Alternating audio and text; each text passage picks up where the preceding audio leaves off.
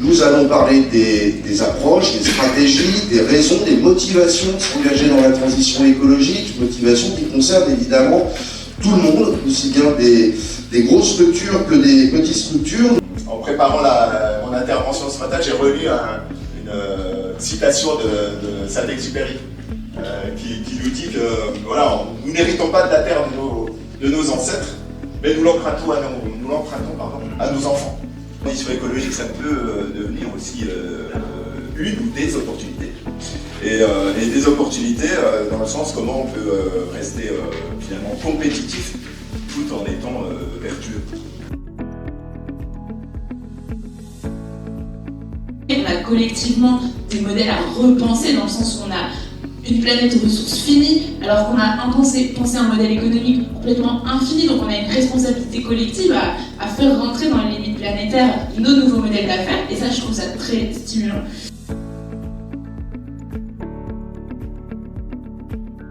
Si on parle aussi de l'allongement de la durée de vie des produits et des services, il peut y avoir la location, il peut y avoir la seconde main, la réparation. Et puis sur la fin de vie des produits et des services, là on va être dans des logiques de circularité, avec en dernier lieu vraiment le recyclage. On a mis en place un test flash, qui est un outil qui en une quinzaine de questions va permettre à l'entreprise d'avoir son positionnement et justement à la fois pour l'entreprise de savoir où elle en est, et puis pour nous en face de savoir quelle offre de service mettre en face en fonction de ce fameux niveau de maturité. J'ai en tête un exemple d'une entreprise qui mène des actions, mais de façon un petit peu, on va dire, désorganisée. Et le test flash a clairement été une opportunité de faire le point, de se rendre compte de ce qu'elle menait déjà. Et là, l'étape d'après, pour le conseiller, c'est de l'aider à structurer un plan d'action pour avancer davantage. Moi, j'ai une petite fille de 2 ans et demi. Dans 30 ans, quand elle me dira « Papa, tu savais tout des causes et des potentielles conséquences, qu'est-ce que tu as fait ?» J'ai envie de pouvoir la regarder dans les yeux en disant ce que j'ai fait. Voilà. Ça, c'est ma conviction personnelle. La deuxième chose, pour l'entreprise, je pense que le rôle d'un entrepreneur, c'est de faire en sorte que son entreprise, elle traverse le temps, qu'elle perdure. Ça, c'est une responsabilité d'entrepreneur.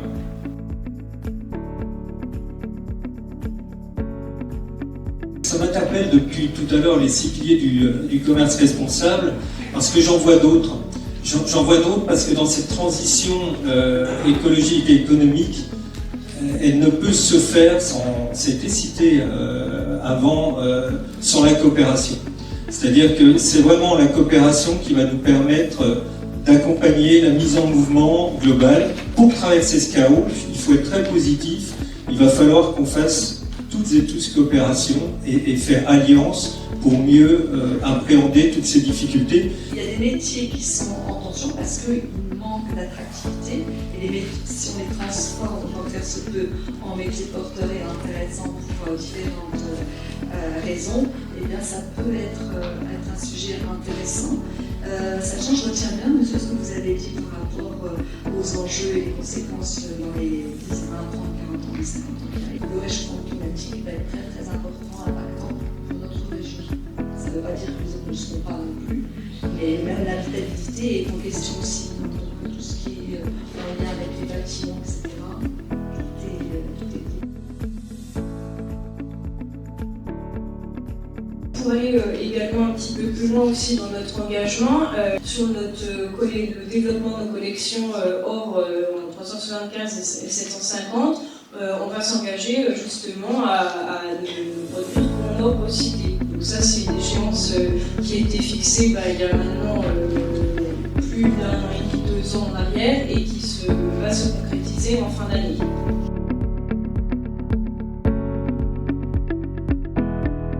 L'idée, c'est que durant les 5 années de notre projet, on aille investiguer l'ensemble de la chaîne d'alimentation du territoire dijonnais, c'est-à-dire de la production agricole jusqu'à la consommation. Production agricole, avec l'agriculture, la transformation, avec l'agroalimentaire, la distribution, aujourd'hui, et la consommation avec des pans très importants, la consommation d'établissements hospitaliers, la consommation d'établissements scolaires, et puis également la restauration commerciale. de l'accompagnement au changement dans les organisations. Comment ça se passe? Les formations généralement de 2 jours où on va permettre aux dirigeants de faire le point sur ces activités, où il en est, de voir quels sont les changements possibles, qu'est-ce qu'il peut essayer d'envisager, mettre en œuvre du point de vue d'une transition de son organisation. On aille sur des aspects qui sont écologiques, qui sont sociaux ou qui sont économiques. À partir de là, on ouvre un champ des possibles et va se poser la question d'écrire, d'élaborer cette feuille de route, de où on souhaite aller, et après de mettre en forme un plan d'action. Au niveau du constat des entreprises, aujourd'hui on a une forte demande de la part des employeurs, surtout partie électronique, réparation de produits électroniques, donc tout ce qui va, on va retrouver le service après-vente dans l'électroménager, l'audiovisuel ou encore le matériel informatique. Aussi, on a la partie aussi un petit peu industrielle. On a des grosses entreprises qui sont à la recherche de jeunes capables de réparer leurs machines en usine. On a aussi un constat côté apprenti, côté candidat. On a vraiment une difficulté de recrutement et ça, je pense que voilà, les employeurs en sont bien conscients aussi. Ce sont des métiers qui n'attirent pas. Faut être honnête. Ça ne fait pas rêver, mais on a besoin de ces métiers-là, donc il faut qu'on fasse à ces jeunes, qu'on leur donne envie de faire ces formations. Au départ, quand on ouvre une formation, quand on s'intéresse à une formation qu'on va proposer en apprentissage auprès de nos jeunes, on va toujours s'intéresser aux besoins d'emploi. C'est la première des choses. Et là, clairement, les besoins d'emploi, c'était de voir qu'on avait des entreprises qui ont perdu des compétences sur la réparabilité, sur les circuits courts. C'est des entreprises, moi, que j'ai connues il y a 20 ans, il y a 30 ans. Et là, aujourd'hui, on s'aperçoit qu'il y a de nouvelles entreprises qui se créent, souvent des toutes petites entreprises, pour réparer des produits qui n'a pas...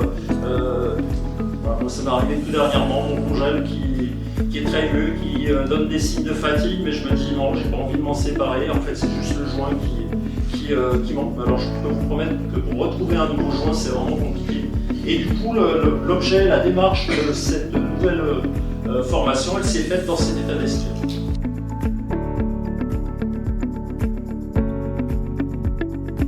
Notre petit rôle, ou notre grand rôle, c'est d'être sur le sujet des compétences par rapport à la transition écologique, parce qu'on s'aperçoit qu'il n'y a peut-être pas énormément de nouveaux métiers qui vont apparaître, mais en revanche que quasiment tous, enfin beaucoup vont changer. Les organisations vont changer, la manière de travailler va changer. Et ça, ça fait bouger les lignes. Et donc, il faut que, pour changer, il faut informer et il faut se former. Et on est là pour ça, c'est notre job, les opérateurs de compétences.